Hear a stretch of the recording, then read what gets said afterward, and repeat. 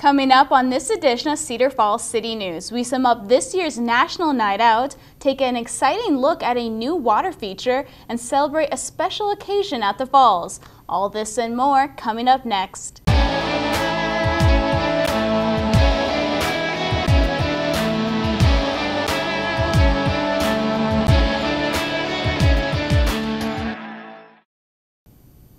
Hello and welcome to this edition of Cedar Falls City News. I'm your anchor Shelby Gappa, and our goal is to keep you up to date with city projects and programs so that you, the citizens of Cedar Falls, are better informed. We'll also have human interest features so that you can get to know the people who run your city a little better.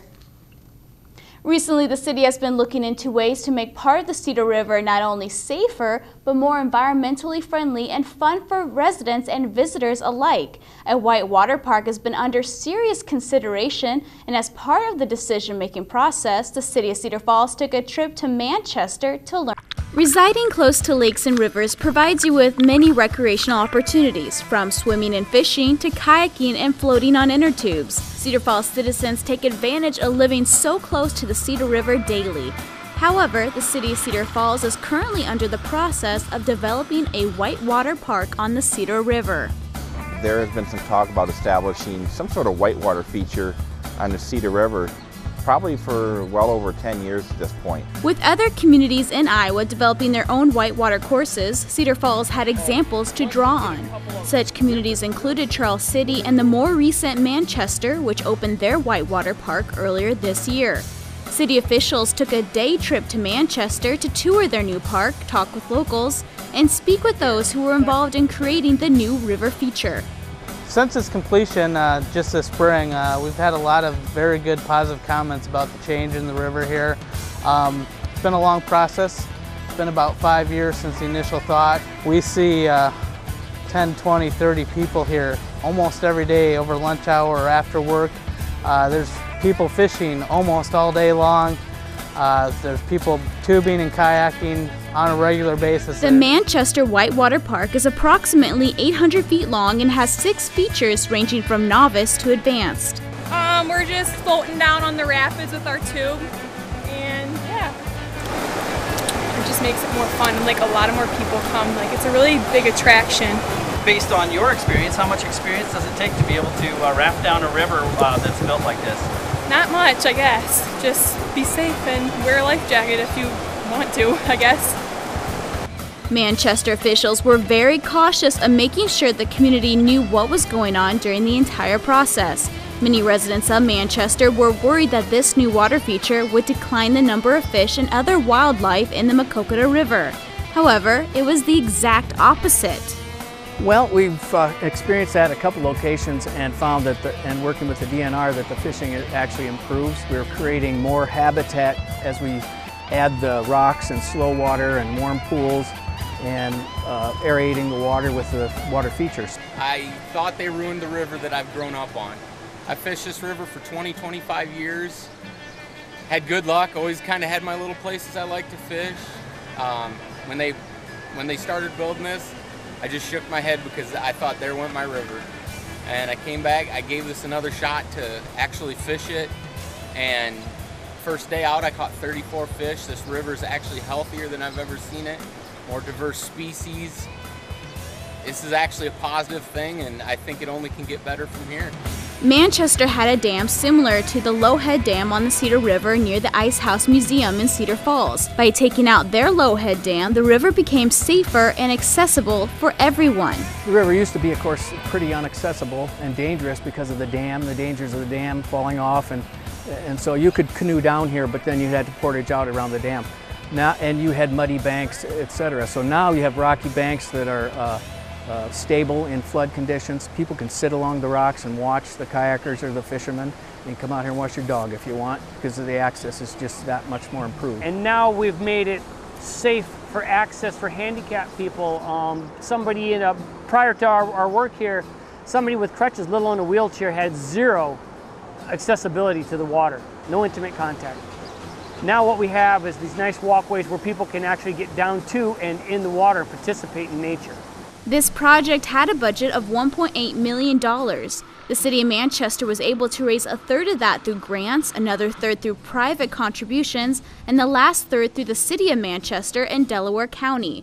The Cedar Falls officials who visited Manchester took back that experience and information gained and shared it with the Cedar Falls City Council. What we see today in Manchester would probably only be one small phase of what we're looking at on the Cedar River. Of course, this project is based on safety improvements upstream in relation to the dam, but a component of the project could be some improvements that we see today. Some riverbank improvements below Gateway Park for some aesthetics and allow people to get closer access to the river, and then also some features within the river itself for kayaking, for tubers, for canoes, and just try to develop some different type of amenities that people will be able to enjoy closer to the river or actually even in the river.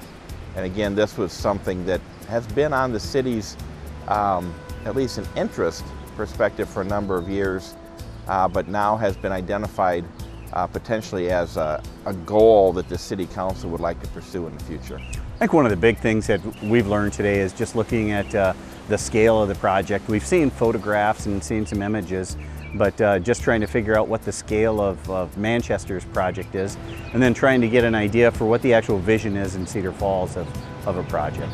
Though the trip was a big step in the process of Cedar Falls creating their own whitewater park, the building of it is years away. We are at the very beginning stages. I would imagine we probably really won't see any sort of plan put together at least until 2016. I think where Cedar Falls goes from this point is we really have three projects kind of combined in one. The first is a dam safety project. We're looking at some funding from the state of Iowa to do a design on our dam to make it safer. The second component is the bank improvements that we have along the park along the north side of the river between the Main Street and Center Street Bridge, the railroad bridge there. And then the third component is really the paddle park. And so those are all different funding sources, but they will be under one design contract. There hasn't been any hard funding yet. Right now, the city is doing a few studies to see whether it's possible and put together some cost estimates. Cedar Falls is seeking grant sources as well as hoping the community will come on board as far as public support and private money contributions. A future whitewater park is just one of the many examples of how Cedar Falls is constantly working towards making itself an even better place to live for its residents.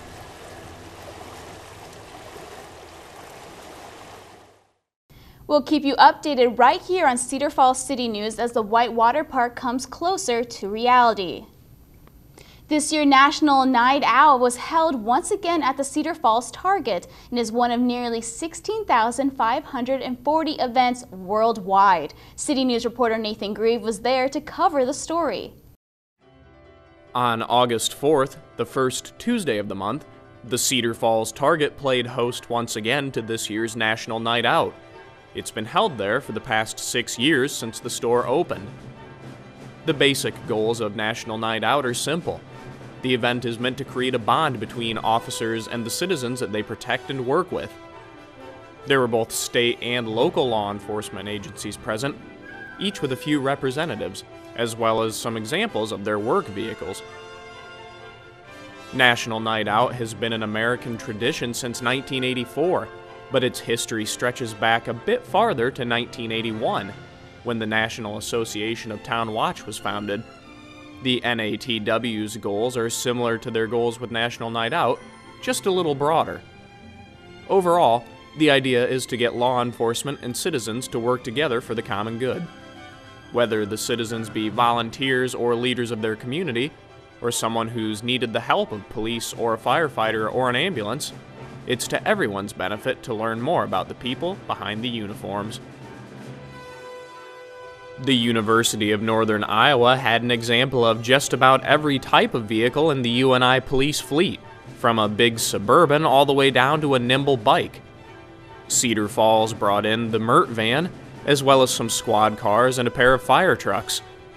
There were ambulances, state troopers, and one medevac helicopter. Kids got a chance to look at the vehicles close up, and some got a chance to sit inside. Some of the more curious youngsters even tried out the siren and emergency lights. A lot of them walked away with free goodies for their efforts. An on-site barbecue made sure that everyone was well fed, and on such a hot day, some food, a cool drink, and a chance to sit for a while will go a long way. Since 1984, National Night Out has expanded from the original 400 communities to 16,540 different communities in all 50 states, as well as U.S. territories, Canadian cities, and overseas military bases.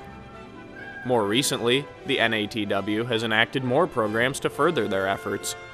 Project 365, started in 1993, addresses the fact that there are 364 days in a year when there isn't a National Night Out taking place, and that there is never a wrong time to strengthen the bond between law enforcement and citizens.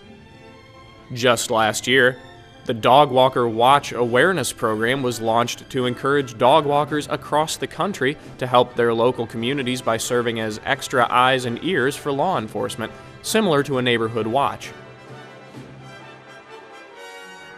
National Night Out is held every August on the first Tuesday of the month, so if you missed it this year, you still have plenty of time to plan for next year's event. Thanks, Nathan. If you'd like to learn more about how you can help or just want to learn more, visit natw.org. A very special event took place at the Falls recently. Anton Ryder has the story. The Falls Aquatic Center has officially seen 1 million people come through their doors to experience all the fun and sun it has to offer. On Thursday the 6th, the long countdown finally hit its mark when the millionth guest came through the front gates. The grand prize for being the one to hit the milestone was definitely fantastic. Family pass to the pools in Cedar Falls, up to 5 people, and a $75 gift certificate to Bermuda restaurants. All right, well, congratulations. You guys are a millionth customer come through these doors. There wasn't any shame for being the 1 million and first customer. However, consolation prizes were available, as were raffle prizes. A individual pool pass for 2016, and then a basket full of just goodies to the other customer. Having so many people come swim at the falls really speaks to its popularity in the community. You know, it's a neat celebration today with some raffle giveaways and some prizes for the millionth customer and the customer before and after them. The falls will be closing down soon, so make sure to make your way down before the season ends. For Cedar Falls City News, I'm Anton Ryder. What a great surprise for anyone just looking to cool off during the hot summer days. The city is planning a new way to deal with trash collection. Nathan Grieve had the chance to sit down and discuss the changes and what they mean for Cedar Falls citizens. The city has a new plan for tackling trash in a safer, more efficient, and better way, but they'll be testing the new plans in several neighborhoods before utilizing them citywide. The new style of trash collection would have trucks making one pass through neighborhoods, cutting down on noise and fuel consumption, as well as keeping trash collection unobtrusive, not to mention safer. This single pass pickup style will be accompanied by moving all trash receptacles to one side of the street for pickup. What we're looking at doing is implementing a one-sided garbage collection program, and we're not looking at this citywide. We're looking to stay away from the arterial and collector streets. We do not want to focus on any of the busy streets at all. Our focus is going to be on the loop streets, the quieter residential areas that basically carry traffic that belongs in them residential areas. So in other words, we want to stay away from the heavy traffic areas. And we look at that from a safety aspect. We want it to be safe for the residents as well as our collection operators. We don't want to have to think about residents rolling their carts across a busy street to set it out for collection. What we're hoping to accomplish by this is to streamline our garbage truck collection efficiency and to help minimize noise in neighborhoods, reduce pollution, wear and tear on the streets, and so forth. As everybody knows, our city is growing fairly quickly. We've got several new subdivisions as we speak coming into development. There's several houses, several residents that are taking on our services on a regular basis. So what we want to do is try to sustain our operation without having to add routes, and this is one way that we find that we can do that. We feel like we can reduce our miles driven by about 40%. We're looking at a time savings, a man-hour savings of about 30%. The plan is still relatively young, meaning that there are some issues that will need to be dealt with. We're trying to limit collection points during the wintertime.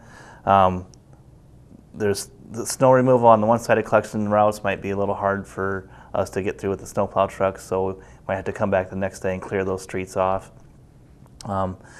Older people in the area that are affected by the pilot program might not be able to take their cans across the street, so we're trying to work with them to go up to the house and get their cans if we need to and take them back up them for those physically challenged people or elderly people.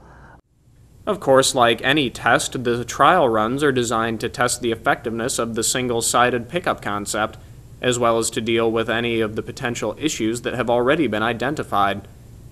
However, if the idea is effective, the benefits could be enormous. In terms of a safer operation, we're looking at right turn operations, fewer backing maneuvers, because anytime a truck has to turn around, we look at a safety issue there. There's a lot of exposure for these trucks out there on the route, so anytime we can minimize that. He talked about noise back and forth, the two-sided collection and having to go down and back. The other thing is maintenance on the vehicles. If anytime we can reduce the miles driven, we're looking at a reduction in maintenance, also a reduction in fuel consumption obviously. Officials are quick to point out that while the proposed changes could sound like a reduction of service more than an improvement, they're simply streamlining the current process to make it more efficient. The same people will have the same amount of trash collected from their homes in a much timelier fashion than ever before. Some residents might perceive the one-sided collection as a reduction in service because they've had it this way for so long, and they might see that taken across the street as a reduction of the service level that they've normally been given. The Postal Service has been doing this for years. There are several areas that we've experienced, and you don't really pay attention to that until you're out looking at these loop areas or these quieter streets where the Postal Service delivers on one side, and the reason for that is so you don't have to drive on both sides of the street. We're hoping to get letters out here in July.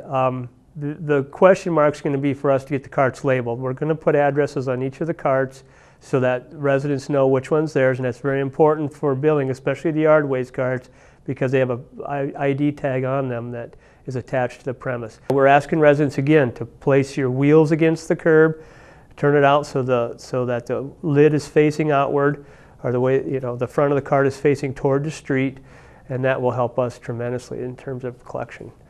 Thanks, Nathan. It's important to note that this is not a reduction in service, but a streamlining of existing service to be safer, less intrusive, and more efficient with time and resources. City News reporter Anton Ryder recently got the privilege of taking a first-hand look at something new that the Cedar Falls Police has recently acquired. The Cedar Falls Police Department has something new in their arsenal. The compressed air foam system is a tool designed to put out smaller fires. We have 3 CAF systems, 2 are in the back of 2 police SUVs and 1 is in the back of a fire SUV. And the design of those was derived from the fact that police cars frequently arrive at the fire scenes first, sometimes 2-3 minutes ahead of time. And if we can get a jump start at some of those fires, you can either put them out or slow them down significantly until the fire trucks arrive. They're a 30-gallon tank. They hold 30 gallons of water, and then there's a foam component put in there. And that foam component is equivalent to what they say 10 times the water amount. So if you have 30 gallons of water, you put the foam in there, you have about 300 gallons of water equivalent. The department already carries around fire extinguishers, but they feel the extinguishers alone weren't enough. Well, all police cars have fire extinguishers in there, and that has been for a number of years, but you can visualize the fire extinguisher probably holds a couple gallons of the solution that it sprays. And that's been useful over the years. This is a system that's much better. We got the idea when we were visiting Charles City. They have a public safety department there, and we were visiting them and saw that they had a CAF system in one of the police cars. The police department then gave a live demonstration on how the system works. The system's real simple to use. You remove the cap here from the cylinder. You open up this valve, which pushes about 22 pounds of pressure into this tank, which runs down to a hose. You open the master switch, and it all fills up to this tank. From here, all you gotta do is take the nozzle out, start engaging the fire. This is a 50-foot hose. When you get to about 49 feet, the last foot pulls open a valve, which causes this to fill up with the water and foam. You just open the valve or open the nozzle in this direction, point it at the fire, and put the fire out.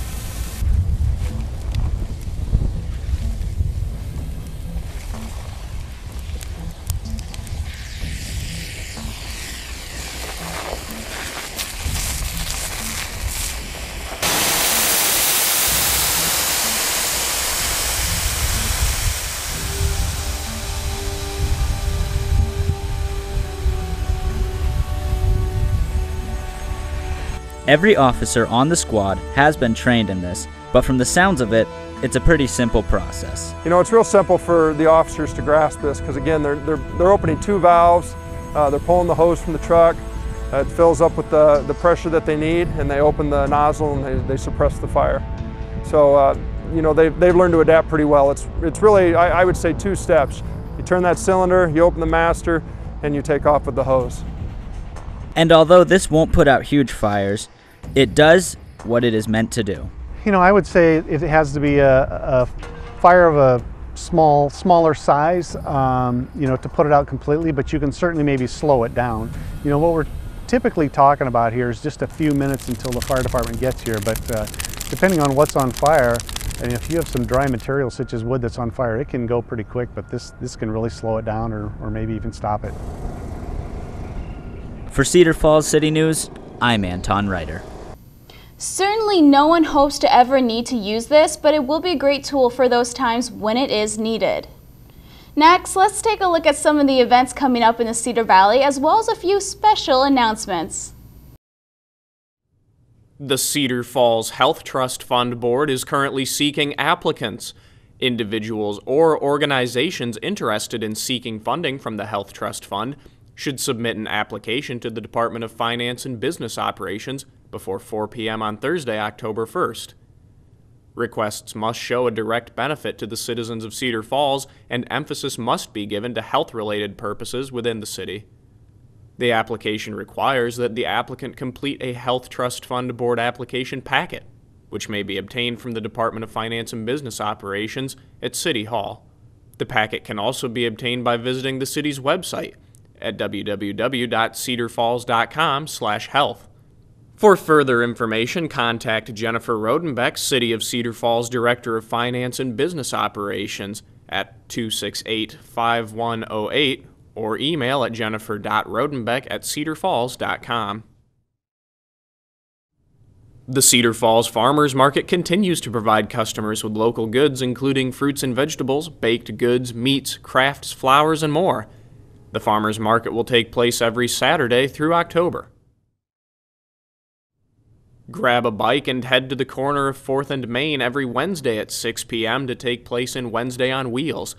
With road and trail rides to choose from, there's room for everyone. Just make sure to bring your helmet and lights. City Council meetings happen every Monday. If you'd like to view them but aren't able to attend in person, the meetings are televised live with re-airings happening throughout the week. At 8:30 a.m. on August 15th, Gateway Park will be the starting line of the Bridge to Bridge bike ride. Registration will take place on location prior to the start. The ride will be a 29-mile journey to McFarland Park's Trail Bridge.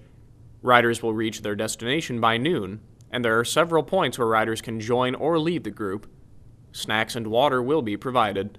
Visit www.cvbikecollective.org to learn more.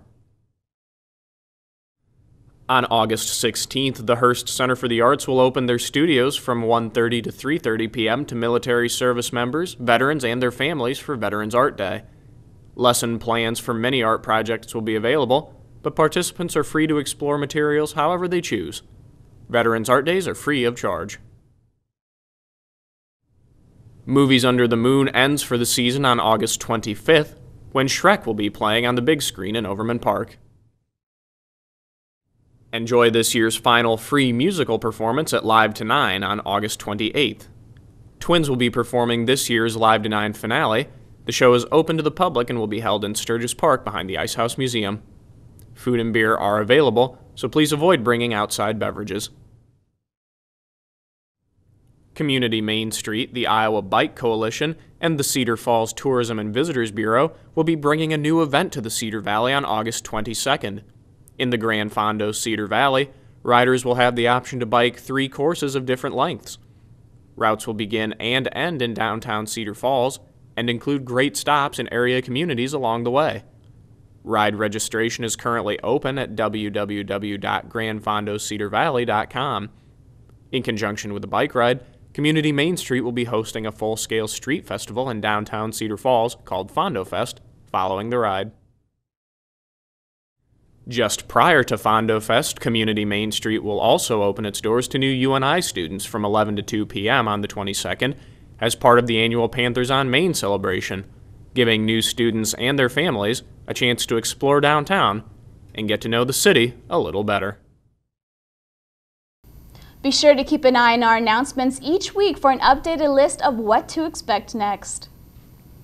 If you felt like you didn't get enough biking during RAGBRAI, well, Anton Reiter has some great news for you. With RAGBRAI behind us, a new event can take the main stage. The Gran Fondo Cedar Valley is a brand new biking event brought about by Community Main Street, the Iowa Bike Coalition, and the Cedar Falls Tourism and Visitors Bureau. In the Gran Fondo, bikers can choose from 3 different courses, which range from a 30-mile course, a 60-mile course, or a challenging 100-mile course. We have teamed with the Iowa Bike Coalition, who is, they're one of the groups that help put on RAGBRAI, so they know what they're doing. They are going to have a ride that's going to start and end in downtown Cedar Falls on August 22nd. Guests can choose between 3 different routes, a 100-mile route, a 60-mile route, or a 30-mile route. And then at the end of the event, we'll close down Main Street. We will have a craft beer festival, and we'll have kids activities, family activities from 4 to 9 that evening. It's the first time we've ever closed down Main Street to have a craft beer festival actually on Main, so we're really excited about that. All 3 routes will begin and end in downtown Cedar Falls and include stops in area communities. Every rider who chooses to take on the 60-mile or 100-mile course will receive a jersey, swag bag, race entry, and food at the post-race party. Riders who finish all 100 miles will receive a commemorative gold medal for their efforts. Once the race is finished, Community Main Street will be hosting a full-scale street event called Fondo Fest, which will run from 4 to 9. The festival will take place on Main Street and will feature live music from Checker and the Blue Tones, a craft beer tent featuring Iowa craft beer, and a special kids area complete with inflatables and a special Strider bike obstacle course. Registration is open for the ride on August 22nd. For Cedar Falls City News, I'm Anton Reiter. If you'd like to learn more, you can go to grandfondocedarvalley.com. And that's all for this edition of Cedar Falls City News. I'm your anchor Shelby Gappa, and thank you Cedar Falls for watching.